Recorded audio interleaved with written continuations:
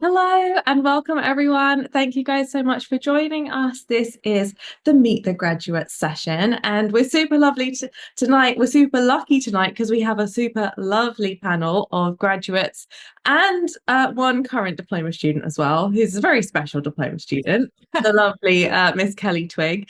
And we're going to be hearing some stories today about jewelers and what they're up to and how their businesses are evolving. And these are my favorite sessions because not only do I get to catch up with previous students who are also friends, but also we get to hear about, how people are evolving and doing different things. And I love that, especially from the diploma community, everyone does the same course, but what they do with it is so different. So many different life paths, so many different paths to growth for their business. And there's ups and downs along the way. It's not just like a straight path to success. We're very honest about how things are here for all of us, but we are super proud of them. So let me introduce our graduates. We have the wonderful Alice. Welcome, Alice. We have Kate. Welcome, Kate. And we have Emily. And welcome, Emily. And of course, we have Kelly as well. So hopefully you saw some waves there. So let's start off by just going around and doing some intros. And maybe in your intro, you can share what diploma or diplomas you have done or are doing, and also a little bit about what you're doing at the moment in your jewelry businesses or in your kind of paths and journeys, and then we'll go from there. So Alice, would you like to kick us off with a little intro? Yeah, no problem. I did the Silver Diploma in 2021, 2022. So finished in September 2022, which is actually crazy that it was that long ago. And I have now, as I finished that, that was my first like taste of jewelry making. And then as I finished the course, I opened my studio where I'm based on the Isle of Lewis in Scotland. And yeah, I'm still in there 3 years, not almost 3 years later. And I make ocean inspired jewellery. Yeah, so that's me. Amazing. Thanks, Alice. And Kate, do you want to do a little intro to yourself as well? It's always funny. It's always fun figuring out the unmute buttons, isn't it, on Zoom? Yes. I have to press the screen and then something else happens. Oh, right. So, yes, the diplomas that I did, I jumped straight in with the Fine Diploma and then continued to do the Advanced Diploma. And that was, well, I finished that, I think it was in 2023 that I finished the Advanced Diploma. And now I have my own jewelry brand, which is Seow Jewellery, and I am taking that to fairs. So I was at Goldsmiths North just a couple of weekends ago, and I'm looking at some of the other big fairs that a lot of basically the same sort of people that I was at, who are at Goldsmiths North with me. They go to places like Desire. There was a place called Bovey Tracy. So I'm looking at all those sorts of big jewellery and craft fairs. But I am also working in a shop. So it's not my shop, but I've teamed up with a chap called Greg Valerio, who is sort of godfather of ethical jewellery, who just so happens to have moved up to the northeast. And I work for him as his his bench jeweler doing bespoke and remodels. I don't do the repairs, there's too many of those. So I'm there 1 day a week at the moment. I'm also running workshops with him.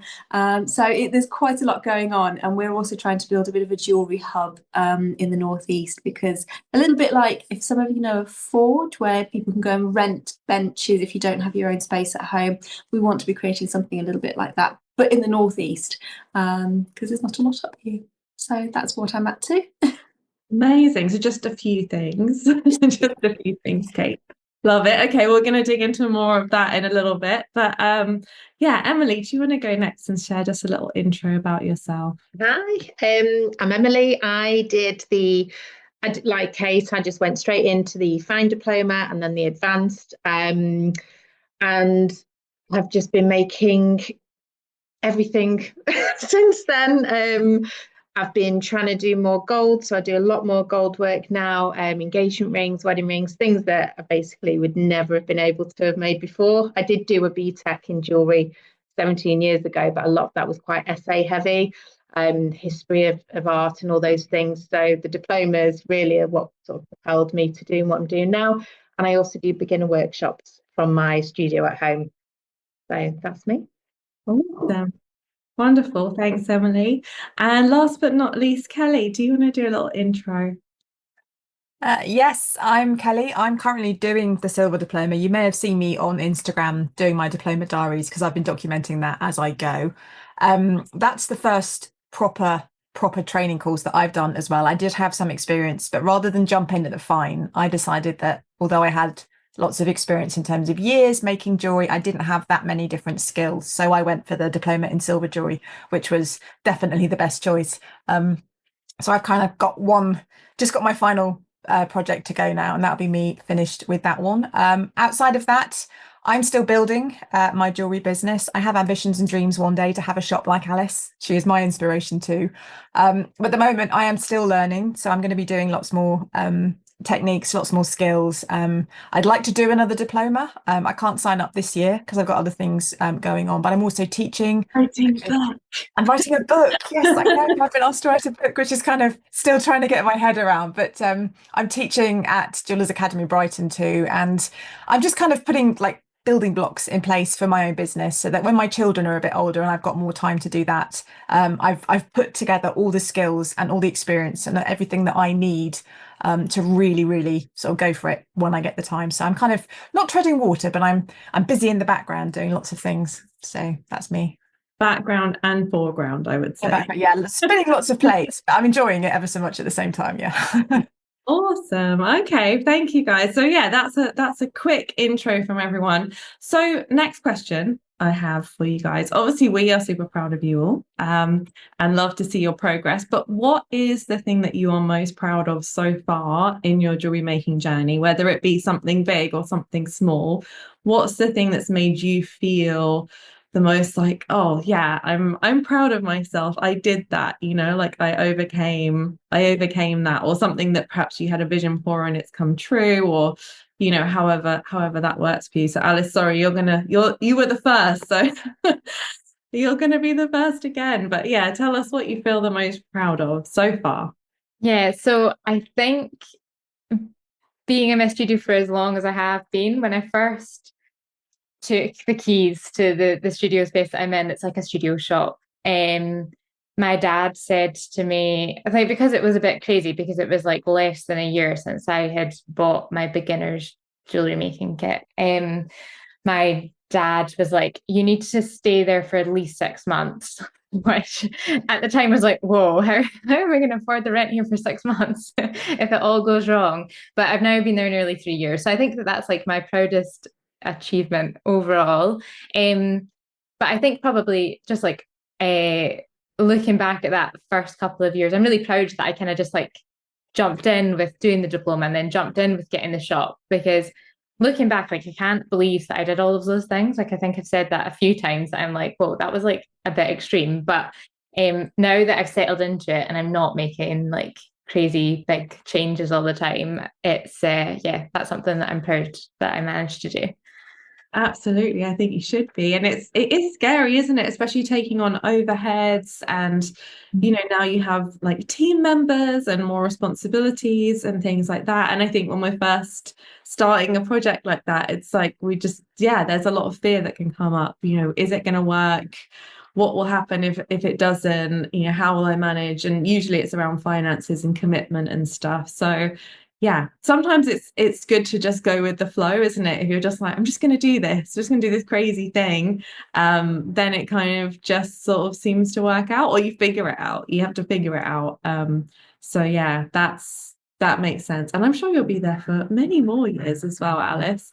And like Kelly said, you're her inspiration. So that was really nice. Thank you, Kelly. It's not the first time Kelly said that either. I know it's true. Wonderful. So Kate, obviously you're juggling lots of things. There's teaching, there's working in a working as a bench jeweler, which is incredible. There's running your own jewelry business. You're also a mom, like you've got lots going on. What could you identify a proud moment or one of the things that you're most proud of? To be fair, just where I've got to. I was thinking this morning, or this afternoon, I've done all of this myself ultimately. You know, I've made the right choices. I've had amazing support along the way, and yes, there's been luck. But so I was previously a teacher, and I've previously sort of gone through the university system and then done the sensible thing of trying to get, you know, a job. And it feels like there were train tracks and there wasn't an awful lot of choice one way or the other. But within the jewellery sort of world, there are so many different things and different ways of taking your career and building it to suit you. And I thought, I've done this. And that for me was actually quite a proud moment and sort of a little moment of realisation. And trying to pick one particular thing, I don't know if I really can, because they all build together. So yes, that was probably my proud moment.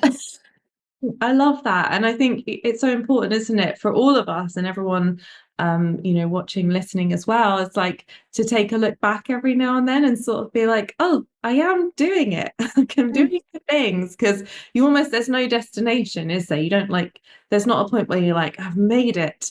Other people outside will look and be like, they've made it, but we never feel that for ourselves. So to kind of be like, actually, if I look back to maybe, you know, 4 or 5 years ago, my life is totally different to then, because like you said, of the actions that you've taken and the things that and the work that you've put in and the decisions you've made. So yeah, I'm excited to see what's next.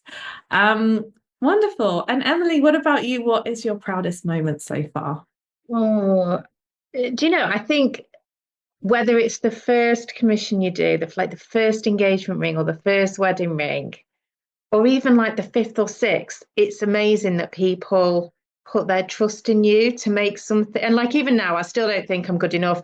I still have imposter syndrome and think, why are you asking me to make your engagement ring? It's quite terrifying. But sometimes you just have to allow other people to have that faith in you, and because you'll never feel good enough. But that makes me feel really proud when you hand over a piece of jewelry and people are like, wow. And then when you get your hallmark, the first time you see your hallmark, that's like Christmas, isn't it? Every time you get your pieces back and they've got your hallmark. And just setting up the website and feeling like a proper business. I think for a long time, about 15 years, I was just kind of plodding along and selling on Etsy. And then I think it was when I'd done the diploma and then started actually selling properly, set up my website. It was something about that kind of website that made me feel like, right, now I'm a proper jeweler. Yes, you are. I know, it's funny. I was talking to the diploma and silver students today, and I was like, just in case you didn't know this yet, you are a jeweler. It's so hard. Like, at what point do you start calling yourself a jeweler? It's a question that a lot of people ask, and it's like, well, I guess as soon as you make jewelry, because in jewelry. But definitely with all the training, all the things you're doing. But yeah, I'm glad you talked about the imposter syndrome, because I think again, people earlier on in the journey think, well, it will go away once I'm better. And it never goes away. It's just, well, it can go away or it can lessen with, you know, with like the more the mindset work, but it's not real. You're not really an imposter, as we all know. So yeah, I'm glad that you kind of brought that up. And yeah, the moment when somebody orders something from you and a special piece, and when you see them take it away as well through whatever medium that is, it's like, I'm actually doing it. It's just awesome. And I saw lots of people nodding about the hallmark as well, because I think that has like a special place in our hearts as jewelers. We're like, oh, yeah, little stamp. Awesome. Okay, Kelly, what about you? I know that you're not as far along in your diploma journey, but you have been doing jewelry for quite a while, and you've got your own business, and of course you're writing a book. So what would you say is your proudest moment so far? Or yeah. Being asked to write the book was a huge thing for me, because I got chosen for that. You know, Bloomsbury looked at all the sea glass jewelers and they picked me and asked me to do this. So that was hugely humbling, and I still don't think I've quite got my head wrapped around the idea of that, probably because I haven't started writing yet. But I think that for me, the proudest thing was probably actually starting to teach. When you guys asked me to do the sea glass course online, and now obviously I teach at Jewellers Academy Brighton, and I think that's kind of like the ultimate sort of stamp of approval when someone asks you to come and teach somebody else, and it's like passing that down, and it's like, you know, sea glass is the thing that I've been doing the longest, so I'm quite confident at doing that. You know, it's all the extra things I've been doing on the diploma I'm sort of adding to my skill set, but that's the thing I started with, and that's the thing I've done the longest, so I'm most confident doing. And then to be asked to show other people how to do that, it's like the ultimate validation. It's like, you're good enough to do it, you're good enough to teach other people to do it, and I get such a buzz from that. And, you know, I think you either love teaching or you hate it. But I think for me, to be able to pass my ideas and my discoveries and my experiences and pass that on to other people, and it's almost like they then share in the joy that you get from making the things that you make, and for them to go away with what they've made and they're so proud, and you think, oh, I helped someone do that. And then also with the diploma as well, it's the same thing for me. I get that buzz seeing other students that I'm teaching, and I'm feeling the same thing from the diploma that I've done. But the diploma, it's almost like it's magnified because there's lots of individual things that I've learned, and every single one of those is like unlocking a new skill. And I think that's proud as well, because I get to the point where my confidence has grown massively, and I'm at a point now where I'm kind of think, oh, I could do anything now, and that's really exciting. You know, so I've got options and I've got choice, and there's so many things I could still learn. And I'm excited by that as well. So to teach and to carry on being taught, I think for me is fab.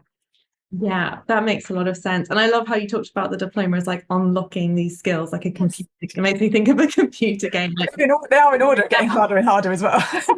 That's true. But it's like kind of more interesting, more exciting, more possibilities. And I love, and you shared this before, Kelly, this idea of the confidence that has grown as doing the diploma, because you were a good jeweler anyway, but it's like through the training, through the mentoring, through the groups, through the projects, that confidence that grows within us. And I think that's part of the reason, but also you're very strong, confident women anyway, that helped kind of propel you in the directions that you're going, because it's like, it's almost just like supercharges what you already have. It's like you've already got it inside you, and then through having this additional support and training, it's like, right now I'm gonna go for it. And something about backing yourself as well, I think, to put in investment of time, energy, money, and kind of taking that step forward, like jumping out of your comfort zone. Maybe you guys could talk a little bit next about what made you sign up for a diploma, that journey, and making that step from going to should I to I've done it, and you know what that was like for you. Alice, maybe you can share first. No problem. This is when, like, how impulsive I was in that first year of jewellery making was just like so crazy. And basically I was furloughed from my full-time job at that point, and I decided to start making jewellery in my spare room just as something to do, really. And then quickly, because we had so much time at home, it's actually crazy to think about. I found Jeweller's Academy really, really quickly, and then I think I must have done one of your like smaller individual courses. Really liked it. I find learning quite tricky when I do in-person learning. Like the way I learn can be quite strange, but the videos work in terms of like being able to pause and go back. Normally I find that I kind of fall behind if I'm in like a class situation with stuff. So like I liked that. And then I think that it was like the week that I found that the diploma existed, it was like the last week for the payment plan. So I just had to like either go for it or not. And I did.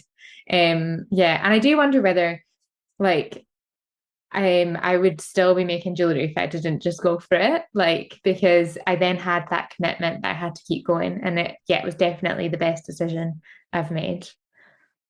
Love that. Yeah, and I'm similar to you, Alice. I'm very impulsive. If I want to do something, I just do it, which can be a good and a bad thing in life. But in this case, it's a good thing. And yeah, I think there's the people who would deliberate for a long time and sometimes years, and it's kind of like putting it off. And that's one flavor. And then there's the people who are just go for it. And I love that it was this crossroads moment for you. And like, imagine if you hadn't, like all of this might not have happened, which is crazy. I mean, I'm sure you would have been crazy successful in whatever you did, but very glad that you did, and we got to have you as part of the community. Kate, what was your journey? Because you started with the Fine Diploma. What kind of led up to that for you? So I think I'd already been making jewelry for a little while at that point, and actually I was I think probably one of the original members of Jewellers Academy before the online diplomas were available, and so I'd done quite a few of the silver courses that were sort of standalone as part of that. And so when the silver diploma launched, I looked at it and thought, actually, I can probably do most of that. And Anna might have mentioned quietly that you had plans for the Fine Diploma. At the same time, I also had this list. So I knew the things that I could do. And I had this list of things that I really wanted to learn. And then the Fine Diploma came out, and it was pretty much everything that was on my list.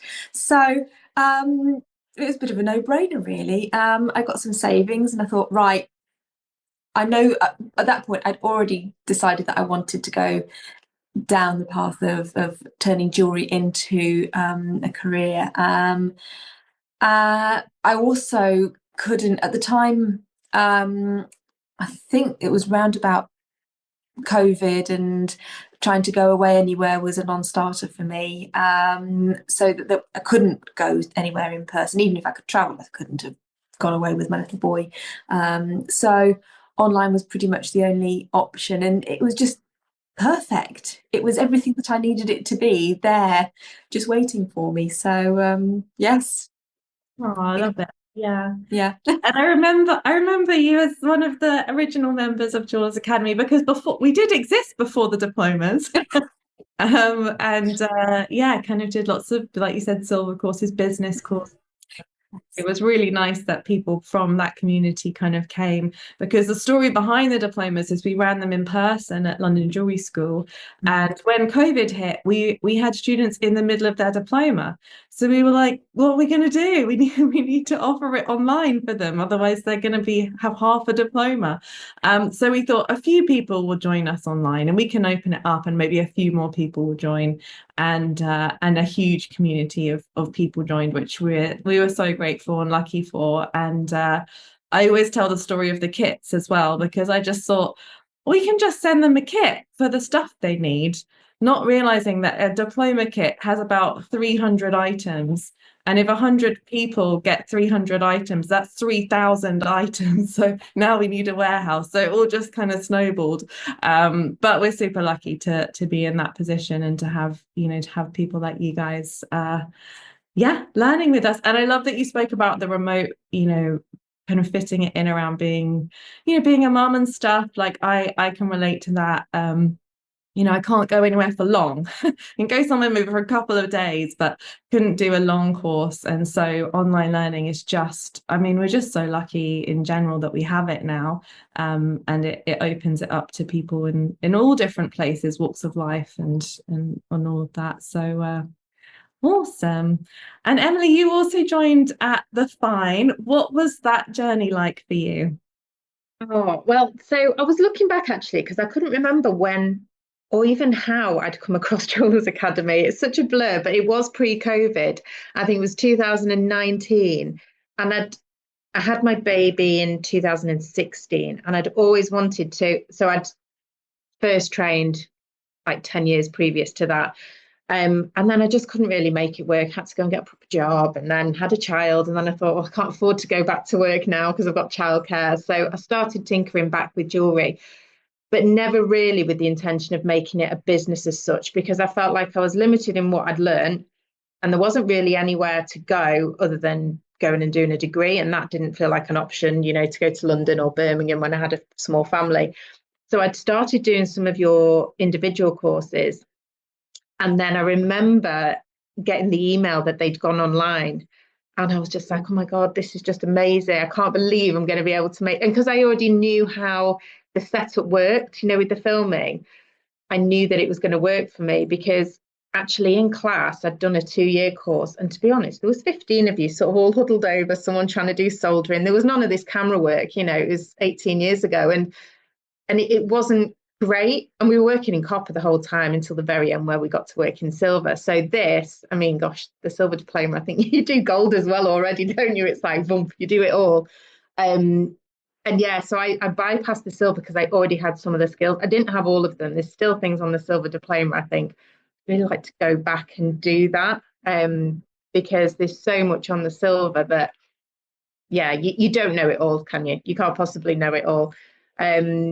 So yeah, the 2 years of doing the diplomas, I think, far outweighed those initial couple of years, or the initial sort of 15 years of training and making that I'd done up until that point. But yeah, it was very great. But that was one of the best things to come out of lockdown, was that it went online, and just suddenly for people, I mean, I'm in Manchester, it's not like it's a small place, but there is no degree in jewellery that I could find. So yeah, it was the perfect thing for me at the time. Amazing. Well, I'm glad you found us. And actually, it reminds me of a story. I was having chats with people about taking a diploma online, and I was like, the next sort of 5 years or so, I could like gradually film some things, and we could gradually move it online. And then it was like, boom, students, now go. But sometimes that's the best way, like you said, there's obviously COVID had lots of negative things, but there were some good things to come out of it in terms of like progress and moving things forward and offering more accessible options for training, especially in the jewelry industry, because that did not exist before at all. So yeah, it really opens things up. And Kelly, what about you? What was your journey into diplomas? Because you knew us for a little while beforehand, didn't you? And it was like on the radar. So yeah, tell us a bit about that. Oh, well, it did. It's like Emily, I can't remember when I discovered Jewellers Academy. I mean, I'd been following on Instagram for a while. I've got your book. I don't remember when I bought that, but I've had it for so long. And it's just kind of, I had, I'd started making jewelry, and then I'd been doing it for about 5 years. I think it's like 6 years this summer now. And I joined like lots of the forums and the various different online academy things online, where you can dip in and out and choose what you want to do, and did none of them. And I bought all the books, and I had all the skills, and I was self-taught, and I learned what I needed to learn. And then I kind of fell into the trap, I think, once I set up the business, because then at that point I had to make money to buy more tools and materials. So it had to start funding itself. Because of that, I sort of fell into the trap of making the same thing over and over. And because I was driven and sort of became business focused, I'd stopped learning how to do new things because I didn't feel I had the time to do it. And then there was, so that was sort of a limiting factor. And then I kind of not lost my creativity, but everything was not all about making money, but I kind of lost the excuse to kind of give myself that time to learn new things. And I've been wanting to do the diploma for a while. And then I got to the point where I thought, you know what, if I don't do it now, I'm never going to do it, because I can't learn on my own. I don't have the discipline to just tell myself when I'm going to do it. But if you're doing it alongside other people, and you've got like you've got the deadlines, you've got the assessments, and you've got mentors, and you've got a community, and everyone's helping you, I learn better that way. I've done a lot of I used to be in the Royal Navy. I've done a lot of very intense training courses. I used to be an air traffic controller. And the course we did there was 6 months. And that was all sort of radar. And it was a similar sort of vibe, in that you'd learn a little bit, and then you'd practice that, and then you'd learn a little bit more, and then you'd practice, add that in, and then as you went, like these building blocks, sort of learning different things. And the diploma was brilliant because it not only gave me all the new skills and forced me into learning things, and some things I never thought I would do, some things I never even thought about doing, I didn't even realize were on the diploma. But it gave me the time, and the online worked great for me. Like Alice, it's great to be able to watch it in your own time whenever, because I've got young children. I can never guarantee my day. Everything is very, very fluid. My husband's in the Navy, so sometimes he can disappear for months at a time. So to have that flexibility is great. But it also meant I could take a day a week, and I could just sit at the bench, and I sort of manage my business, manage everything else, and I could just sit at my bench. Wednesdays was my chosen day, and it just almost felt selfish, but it was kind of like, that's my day. and I get to learn. And the best thing is I just open this packet, I've watched the videos, and I just make for the sake of making, and no one's going to buy it. Okay, it's going to get assessed, but it doesn't matter. And it's like, there's no pressure. This isn't going to make me money. This is for me just to have a go and see what I can do. And that just felt so good, and I still got my business alongside that, but it's kind of putting blocks into my time. And by doing the diploma, it actually made me a hell of a lot better at time management overall, because I'd committed to it and I'd slotted it into my routine. It forced me to get my act together with everything else, really. And I became much more time efficient at doing things. And I've loved that so much that I don't want to stop that now. And I don't want to go back to just making money and just focusing on the business, which is why I was saying about building blocks. And now I'm looking at my whole business as like, well, this is an investment for the future. I don't have the pressure of doing it all now. I can take a little step back and do it properly and do it better.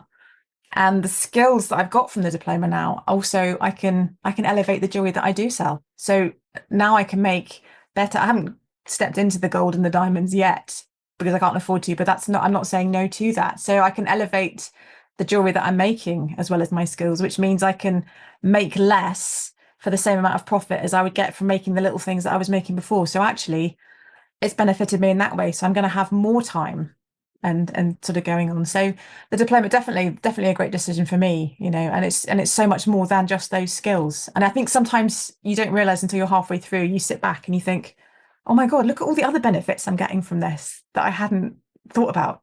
And it really isn't. And, it isn't just the skills. It isn't just the making. There's so much more that you get from it, So yeah, the only regret I have is not doing it 2 or 3 or 4 years ago, to be honest.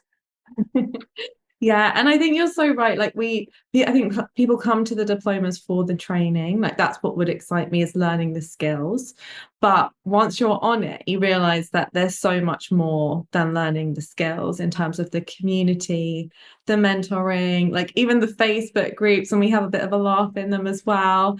And just the kind of the connections that you make, and even a lot of you guys know each other and will stay in touch and can message each other, and it just becomes this kind of, it sounds really cheesy to call it a family, but it's like a kind of, we all love jewelry, we're all super positive, we're all super supportive, and I think Jewelers Academy thankfully attracts those people. So it just feels like, I think in Brighton the other day, one of the students came in and was like, I feel like I've just come home. And it's like, that's what it kind of feels like, when you're in your groups and you engage with people, and we always say you get out what you put in, and I know we can talk about this. I know that some of you are more talkers in the groups and others are more watchers, but it doesn't matter. There's room for everyone. Not everyone has to be chatting all the time, but you're still involved, you're still part of it. And I think, yeah, it's really lovely to kind of see that evolve. So going back to your businesses now, or kind of your business journey, we'll kind of flip between your business journey and the diplomas because they're both so interesting. What would you say has been like the most challenging thing for you?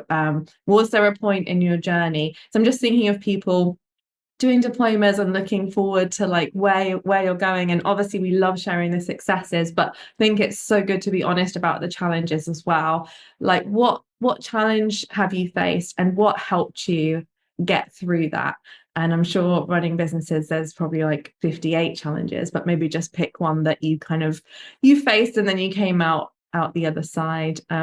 Alice, I don't know if you've got anything that's come to mind as a kind of business challenge that you've had to overcome, or a jewelry making challenge, just a challenge in your journey.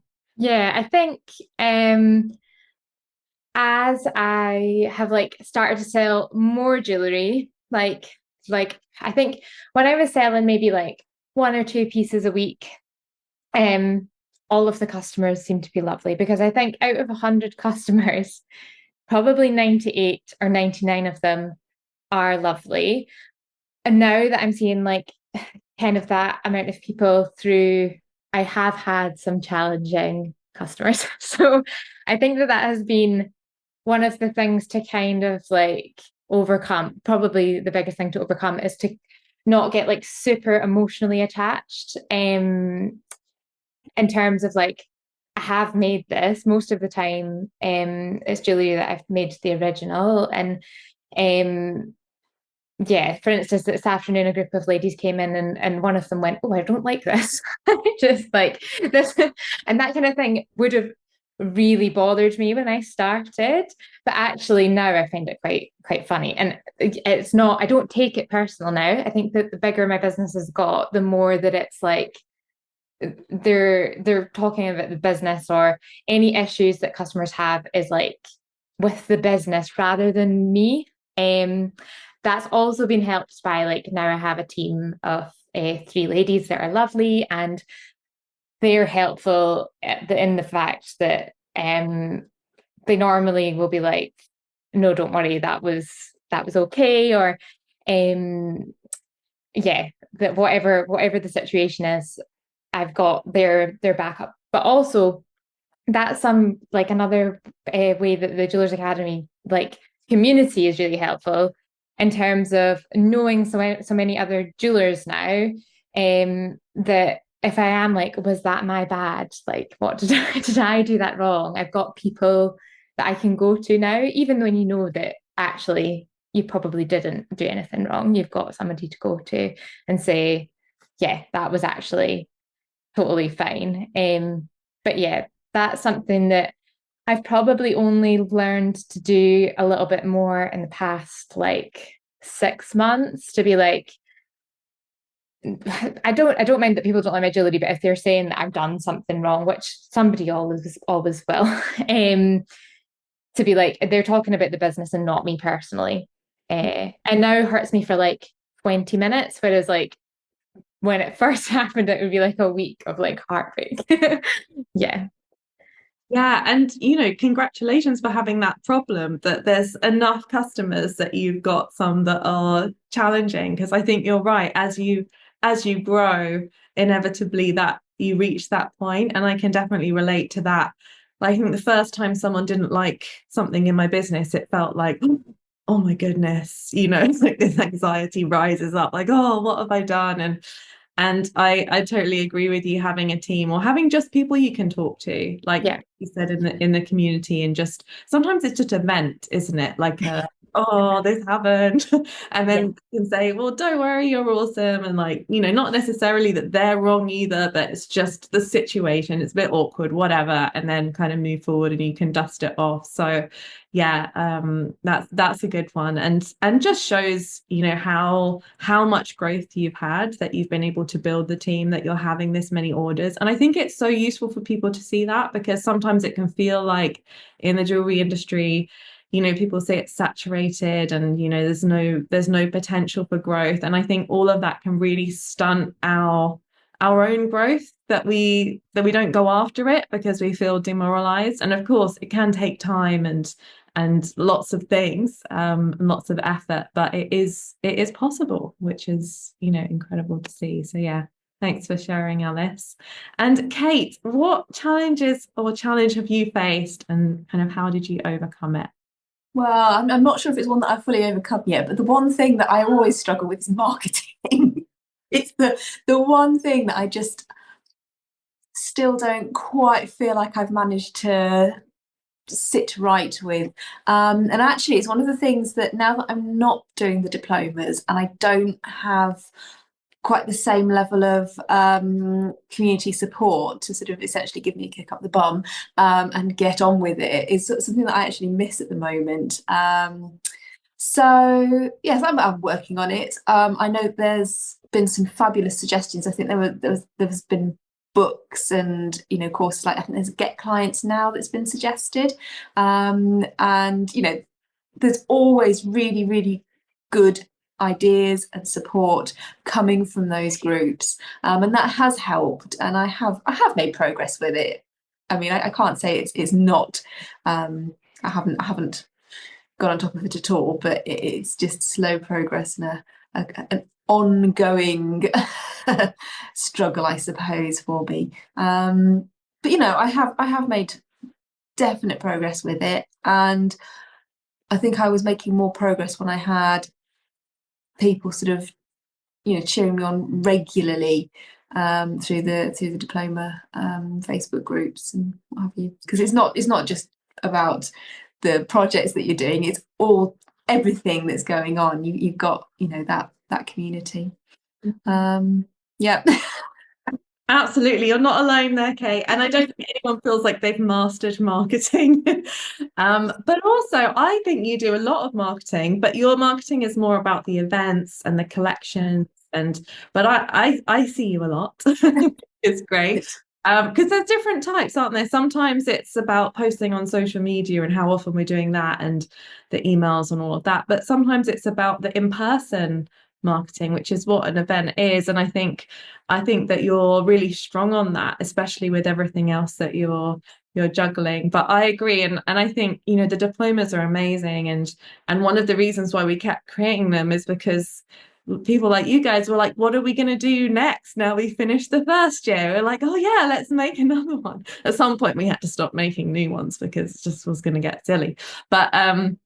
But yeah, I think what you've highlighted is the importance of ongoing learning and the importance of ongoing support. Like it's not like you get to a point where it's like, I don't need support now and I don't need to learn now. Or at least I've never got to that point in nearly 20 years. And I don't think I ever will, because things are constantly being needed of us. And so we need to constantly fill up the jug, and that is an ongoing thing, which, you know, is also exciting because learning is just great fun, but it's a juggle, isn't it?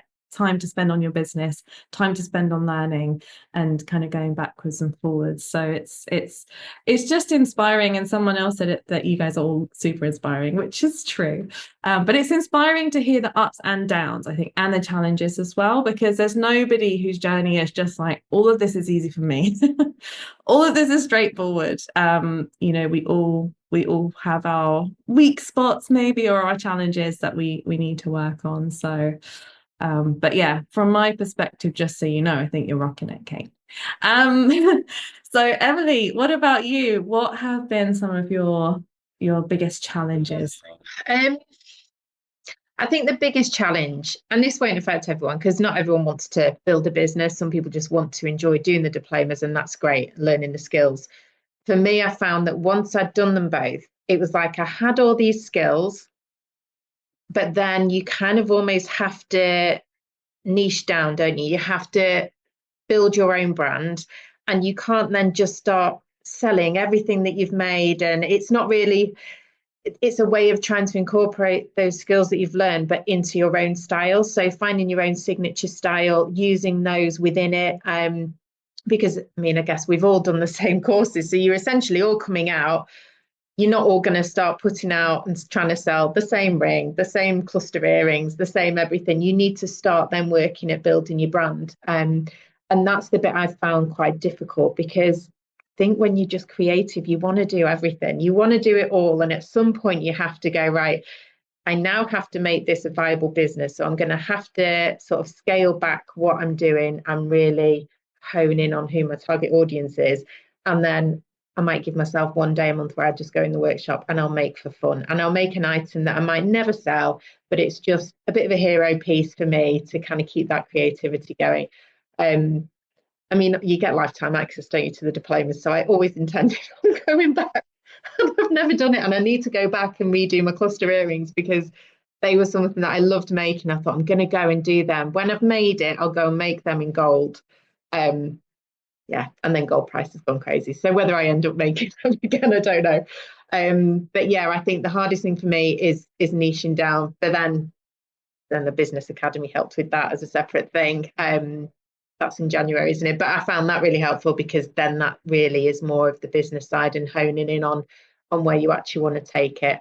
But yeah, it's really difficult, because as well, you're following so many other jewelers. You're trying not to be too influenced by what you see. Again, imposter syndrome, when you look at people and you think, oh, they're really good, they're doing amazing things, I'm not, and why aren't I at their level? And you can really get bogged down with what everybody else is doing. And I think sometimes you just need to try and stay in your own lane and realize what it is that you're doing, where you want to go, and yeah, not be too heavily influenced by everybody else. Yeah, that I think that's a juggle that many jewelers can relate to, and it speaks to the sort of lifelong journey of this as well. Like obviously the diplomas are a year or up to 3 or even 4 years, but like we've been saying, like that's not where it ends. That's really just the beginning, and then it's finding your style. And I think a lot of people in the diplomas definitely find certain things they never want to do again. We've got some in-person diplomas in Brighton at the moment, and it's like a summer intensive, and they did the jigsaw project last week, and I think all of them were traumatized. We took them out for a meal afterwards to try and, you know, make sure they weren't too traumatized. But it's like you identify the things that you no longer want to do, but also you find your things that you're like, oh my goodness, where has this been all my life? How did I not know about this? And what I find interesting is a lot of people say that the things that they didn't really want to do are the things that they end up loving the most. And sometimes the projects they're looking forward to are like, not so much. So it's just, yeah, it's finding yourself, isn't it, as a jeweler? And like you said, Emily, that doesn't end at the end of a diploma. It almost begins at that point, and you start putting your skills into practice and making your collections and putting them out there, and finding your confidence that yes, there's always going to be someone quote unquote better than you. Like there's always going to be someone who's done it longer than you, but it's not about being the best, it's about being you, because that's what makes it interesting. You know, nobody, like the best person is boring. Perfect is boring, but a personality, a style, a real human to listen to and talk to and engage with and have an interaction with is much more interesting. So yeah, thank you for sharing about that. And Kelly, I don't think you've ever had any challenges, have you? No, I'm just teasing. Come and share. I think actually my biggest challenge is very similar to Emily's, in that I've kind of not spread myself too wide, but I'm a terrible judge of what's going to sell well in terms of customers. I know what I like, and that can be a bit obscure, and I know what, you know, my friends and things like, but I'm a terrible judge of knowing what my target audience might want. And I found over the last 5 years, I think I sell on several different platforms as well as my own website, and I've got over 100 different things, some of them very similar, some of them quite different, some of them you wouldn't even put them together if it wasn't for my style of photographs, you wouldn't even realize they were all made by me. And that upsets my brain a little bit, seeing that kind of chaotic, you know, because I would make 2 or 3 of something, put it out there, see how it goes, and then some of them are still out there. Some of them would sell well. It was always the things I never thought were going to sell well would sell better. And I just kind of felt that I was just experimenting and trying all these different things, and then not really knowing what I was going to make. And I think part of what I've taken out of doing the diploma is I'm much more sort of focused on what I want to do, not just the pieces that sell best, but the pieces that I just like making. I think when my husband went away, I think 2 years ago now, for a long deployment, he was away for 8 months with the Navy. And I made the decision then and said, look, I'm going to not take any more commissions or bespoke or custom orders, because I'm going to have to, you know, limit my capacity. There's only so many things I can do.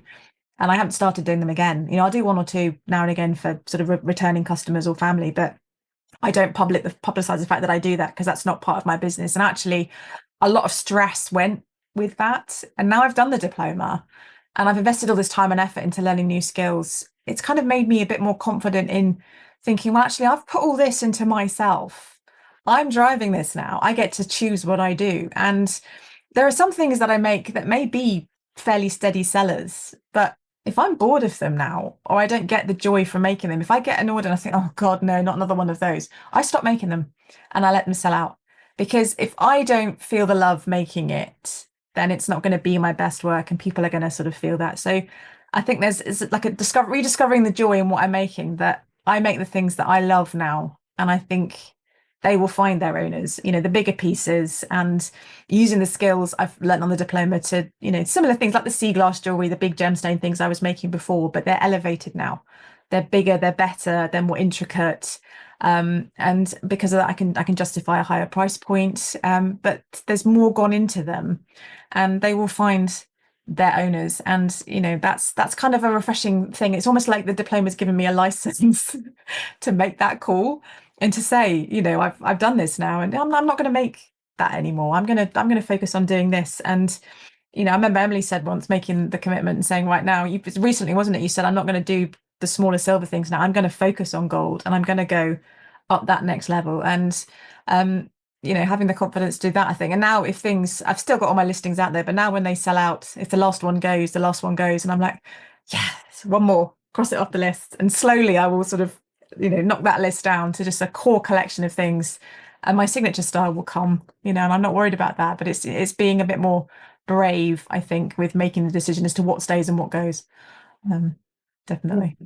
Yeah, that makes a lot of sense. And I love that you talked about this movement into gold and like into sort of higher end pieces, which is definitely encouraged through like the diploma journey. And I think, you know, to put it frankly, jewelers that make money are mostly working in gold. Not that you can't make money in silver, but you've got to make a lot more stuff. You know, you've got to have a lot more customers, whereas gold pieces are thousands usually. And so it's not that everyone should necessarily do that or end up there, but I think that everyone should have the opportunity to do that, because it's just an easier business model once you get there. It can take time to build it, but it's much easier to have 30 customers a year giving you thousands of pounds each than to have 300 customers a year giving you hundreds of pounds each, even with like Alice's example of all the customers. So it's just, you know, having that in mind, I think can really help, especially when you're looking to do the fine diploma and the advanced, and like really seeing it as an investment. And yes, maybe the year that you do it, you're not ready to launch a fine jewelry gold collection because that takes time to build up. But you're on the way, you're on the route to that. And maybe it's 5 years later that you can really go all in with that, but you're moving forwards, because it's I always love that kind of idea that an overnight success takes about 10 years. And generally speaking, that is how long an overnight success takes. You see something just pop up and you're like, wow, they're so successful. And it's like, yeah, they've been doing it for a decade or more. So laying all the groundwork there. Awesome. Thank you for being vulnerable and sharing your challenges. So I'm aware of time, but I have one last question for you guys. And that is just, how would you summarize your experience on the diploma? And what advice would you say to somebody thinking of joining us this year? So Alice, do you want to kick us off? Yeah, I think that in equal parts, the diploma was like far more challenging than I expected to be, but also like I got far more out of it. So yeah, I think that was like I just achieved so much more in the year than I ever expected to. And my main kind of like piece of advice is like not to panic if you run out of time, because there's like always time at the end of each like term to catch up. Obviously try and stick to your day a week, or I was doing I think 2 evenings a week. But by the time that the diploma started, I was back at my full-time job, and life was happening, and it didn't work out every single week. And I think in the first kind of term, I was a bit panicked about that. But then by the second one, I'd realized that like actually there was time to catch up. And even if things were not perfect, when I handed them in, as long as I'd given them a go, I'd learned enough about the skill to go back to it later. So everything doesn't need to be perfect for it to still be worth your while to go through the techniques, which I think is one thing that's quite hard when people are posting a lot in the Facebook group. You can think that the person that finishes it first in the week and has done it really well, it can be a bit like, oh, but actually I was like one of the people that Jess mentioned that just watched in the Facebook group, and I was just watching, and my projects were maybe not as good as some of other people that were posting, but I still got the exact same amount out of it at the end, I think. Absolutely. And just, you know, like I relate to that. I mean, I'm not saying that you're like this, Alice, but every jewelry course I've done, my jewelry has not been good on the course. I've known that it's not going to be good, and I'm not expecting it to be good. Like, I'm there to learn the skill. And if I put the pressure on myself to be good, I would just be like a wreck. Like, you know, I'm already learning, like, but there's so much focus in learning something like this. And I often say to myself, like, I'm going to make most things 3 times before I even sort of assess how it's going. So I love that you spoke about this like progress and not perfection idea, that it's a course, it's not a showcase of the best work you've ever done. It's learning, so we don't expect you to do it perfectly. So yeah, awesome. Thanks, Alice. Kate, what about you? How would you summarize your experience on the diplomas, and what would you say to someone thinking about signing up? Oh, the experience on the diplomas, I think a lot of it was being part of a community, and part of a community where you're regularly meeting, either online through, your sort of Zoom Q&As, or just in the Facebook group. And that community's continued. I've made some lifelong friends through doing these diplomas. Again, Goldsmiths North a couple of weeks ago, Ian Sainsbury was there. He was on the advanced diploma with me. We went out for pizza one night. We went out for steak the next night, and just, had a really nice, chat and catch up and put the world to rights. And it was just so, so lovely. And, same with, people like Tressa, Kath, I think particularly it was the advanced diploma, partly because we were, I think, the first group that did it, and we were quite a small, tight-knit group in the end. But yeah, it's just been so, so lovely having all of those wonderful people around, all the lovely mentors. So yeah, the community experience, even though you're not in the same place like you would be on a traditional at college course, you don't lose anything by it, because when you are together, you make the most of it. There's the next part of your question, which I've forgotten about now. Sorry. No, that was good. Great. Just what would you say to someone thinking about joining? Yes. I think this is following on from Alice. If you're sort of worried about running out of time, you'll have, you've got your project for week one, so do week one's project. But if you don't get it finished, don't worry about it. Put it to one side. You've got catching up time. And when week two comes along, start on week two's piece. So that way, actually, yeah, you might end up with 8, 10 half finished pieces, but you'll be surprised how much you manage to do in the catching up weeks. And also, you'll be amazed at how much credit you get for what you have already done. Even if you haven't completely finished it, there are still plenty of marks available. So have something for all of the projects. Even if you go, well, it looks like a rat's chewed that, it doesn't matter. You've got something, send it in, and there'll probably be other pieces where you just sort of flew with it and it was great, and you've not had any problems, and that will make up for it. So don't worry about it. Enjoy it, because it's just such a lovely experience. Yeah. Yeah, absolutely. Enjoy it. We forgot to say that. But yeah, you're right. It's like, don't wait. I think what one of your messages was like, don't get stuck on a piece, because there's always going to be the nemesis piece at some point in the year. And it's like, just put it down, just walk away. Like I have to do with printers usually, just walk away and come back to it when I'm in a better state of mind, and just move on to the next. And like you said, there's always the catch up weeks and things. So, and I love, how you spoke about the community. I feel the same. Like it's just people have your back, and we need people. We need each other. We're not meant to do all of this on our own. It's way too much pressure. It's, it's just, yeah, it's so important. So totally agree. Emily, what was your experience like on the diplomas, and what would you say to someone thinking about joining?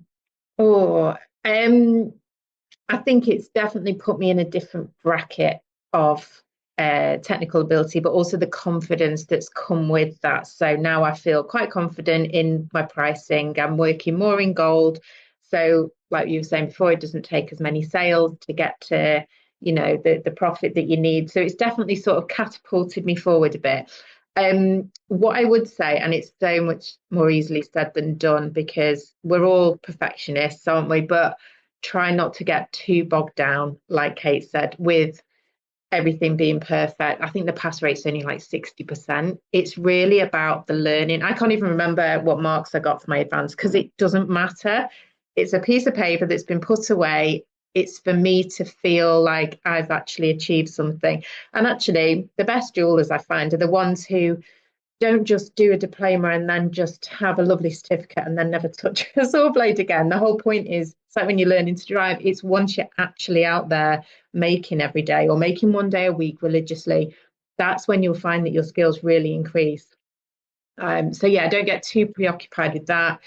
Don't get too preoccupied with what other people are doing, like I said before, because in the Facebook groups, you'll see all these amazing things. But then what you've got to remember is it will be the same few amazing jewelers who are sharing things. There'll be a lot of people who aren't even sharing things because they think, oh, it's not good enough. So don't become one of them and don't get too bogged down with that.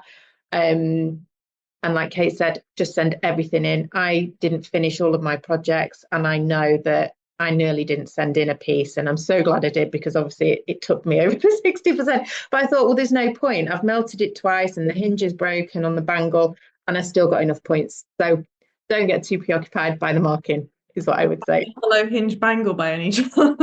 Melted it. I actually ceremoniously ripped it in two. I was I mean, to be fair, I don't even know how Anelia made that. It is an extremely challenging project. So, and the tennis bracelet. Yeah. well, we Never again. can break you so that when you come back to making, you That feel was like, broken. you feel like, oh, this is way easier than that. So there's method in the madness. But yeah, That's true. like Emily says, there will be projects that just, that just don't go your way. And that's okay. That's all part of the journey. So yeah, thanks, Emily.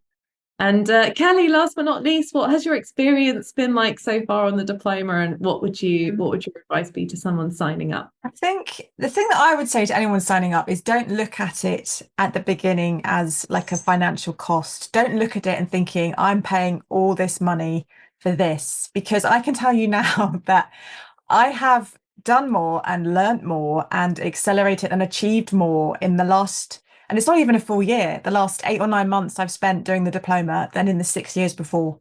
It's almost like a turbo boost or a turbocharge for everything, and it not that it takes up all the time, as Alice said, just a couple of evenings or a day or so a week, but at the beginning it can look, you're going to sign up, that's a lot of money, that's a lot of time, it's a huge commitment. But when you break that down and think how far that's going to spread out and what you're going to get out of it, it's huge. And I've got so much more, as I've already said, out of it than I was expecting to, and it's best decision I think I could have made, and that's going to really continue to boost what I do going forwards, and I'm really excited about that, as I've said. And I would also echo what the others have said about perfection, and my mentor said the same thing to us in our very first Zoom call, is that you are not paying for people to tell you how beautiful your jewelry is. You are paying to be trained to learn a technique and then have that assessed. And if you send in something that's perfect, there's no feedback. And the whole point of them being there is to give you feedback, ideas, suggestions, alternatives. I've sent in things as well that have got little holes in and aren't perfect, but it's like Kate was saying, if you at the very beginning, the very first thing I did, the saw piercing, I sat and looked at it and thought, I could do better than that. And I could, but as like you're saying, the whole point of it is not to do better on the diploma. The point is to do the diploma, and then so that makes me better afterwards. And that's going on. And because I'm not going to sell these pieces, I'm not going to do anything with them. But that's the thing, is to just keep going, as every single week, and then put forward and then just accept that it's you're paying to be trained, not critiqued. And that takes away the pressure and the fear factor as well, because everybody has this fear of being judged and criticized and putting their work out there, and everybody looking at it and thinking, oh my God, but it's not like that at all. It's far more relaxed, and it's really positive, and it's really constructive, and it's a great experience. Absolutely. Wonderful. Well, thank you guys so much for coming and sharing a bit about where you're at now, and your experience. And yeah, I think each and every one of you is hugely inspiring, how you juggle everything, and just the creativity on the different routes that you're taking as well. My very final question is a quick one, which is just, where can we find you online if anybody listening wants to come and check out your jewelry, maybe say hi, send you a DM? So we'll just do a quick round of where we can find you guys. So Alice, what about you? So I'm Alice Catherine Jewellery, Catherine with a C, on Facebook, Instagram's a favourite, and TikTok. Oh, TikTok, love it. Yeah. I hope there's dancing. Anna's Anna's going to post the links as well. Brilliant. Do go and give Alice and everyone else a follow and go and say hi. Kate, where can we find you? I am Kate Seow Jewellery, so I've got my own website, www.kateseowjewellery.co.uk. Anna's just put in my handle for Instagram and Facebook. Those are the main two places. You can also get me through the other place that I work at. Can I mention it? Yes, of course. Also at Peace Gold, so you can get me through there as well. Brilliant. Go and say hi to Kate and encourage her around her marketing. We'll get peer pressure on the Yes. Emily, what about you? Where can we find you online? So I'm at Emily Lisbeth Jewellery, and my website is emilylisbethjewellery.co.uk. Awesome. And last but not least, Kelly, where can we find you online? The same as the others. I am willowandtwig.com, and Willow and Twig is my Instagram handle with 2 G's. I wasn't brave enough to put my first name in front of my jewellery brand yet, so I'm still hiding behind my surname, but you can find me on Instagram, and everything else is linked to that, really. Nobody knows your first name, Kelly. No, I know. Everyone thinks my first name is Willow. Yeah, so definitely maybe take a little screenshot of the chat, or you can come and check the chat later in the replay and give them all a follow, say hi, let them know you had a listen, and just encourage them, because we all encourage people here in the community, and it means a lot whatever stage you're at. Sometimes we look at people further ahead and think, well, they've got it all sorted, or at the beginning we might feel like it's just such a long way to go, but we're all on our own path and we're all moving forwards, and we're all together around the same love of jewelry making, and it's just, I'm super grateful for all of you guys and everyone listening as well. So the last thing to say is that the deadline to sign up to the diplomas is this Friday, which is in 2 days' time. We also do have a price increase coming next year, so that's just one thing to keep in mind. If you want to avoid that, then this year is going to be the best year to sign up. And if you have any burning questions or final bits and pieces, you can find us at Jewellers Academy, or you can drop me an email, jessica@jewellersacademy.com, anytime. And just thank you guys so much for coming and sharing about your journeys. I look forward to having you back again in a year or two's time and seeing the new updates and the new challenges. So we all get to learn from each other. And everyone joining us live or on the replay, thank you for being here, and have a wonderful rest of your day. See you guys soon. Bye for now.